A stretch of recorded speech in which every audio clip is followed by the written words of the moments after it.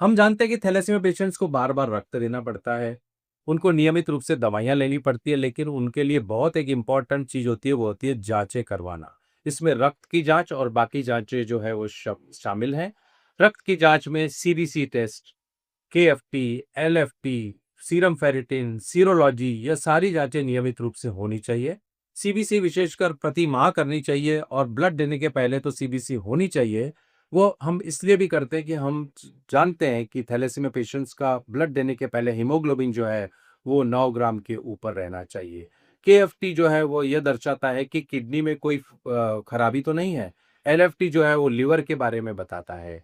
जो फेरिटिन की मात्रा हम जानना इसलिए चाहते हैं कि हम उसके हिसाब से अगर फेरिटिन बहुत ज़्यादा है, तो दवाइयों का डोज़ हम बढ़ा सकते हैं, दवाइयाँ हम बढ़ा सकते हैं। सीरोलॉजी जो टेस्ट होती है उसमें हम HIV, hepatitis B, hepatitis C इसलिए करते हैं क्योंकि बार-बार रक्त देने से रक्त संक्रमण का खतरा रहता है, तो हम ये देखना चाहते हैं, यह जो इन्फेक्शंस हैं, ये शरीर में तो नहीं आए हैं।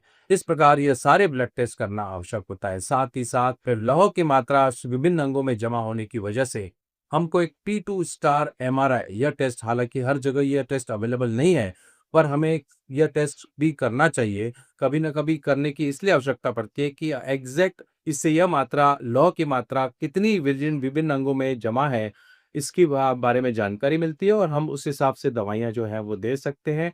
जैसे कि हम जानते हैं कि यह लौह जो जमा होता है उसकी वज़ह से हार्ट में तकलीफ़ होने का डर रहता है। हार्ट जो है वो खराब होने का डर रहता है। इसीलिए हमें 2D इकोकार्डियोग्राफी विशेषकर उन पेशेंट्स में जो 10 साल के ऊपर हैं, वो नियमित रूप से 2 साल में 1 बार करना हमें चाहिए। वैसा ही एक डेक्सा स्कैन होता है, जो कि हमारी जो बोन्स है उसके बारे में और उसमें कितना आयरन डिपोज़िशन है उसके बारे में बताता है। तो यह सारी जो जाँचें हैं, यह करना बहुत इम्पोर्टेंट है। यह देखा गया है कि जो लोग यह जाँचें नियमित रूप से करते हैं, जो लोग नियमित रूप से दवाई लेते हैं, जो लोग नियमित रूप से जो पेशेंट्स नियमित रूप से ब्लड ट्रांसफ्यूज़न लेते हैं और हीमोग्लोबिन मेंटेन करते हैं, उनकी क्वालिटी ऑफ लाइफ बहुत अच्छी होती है।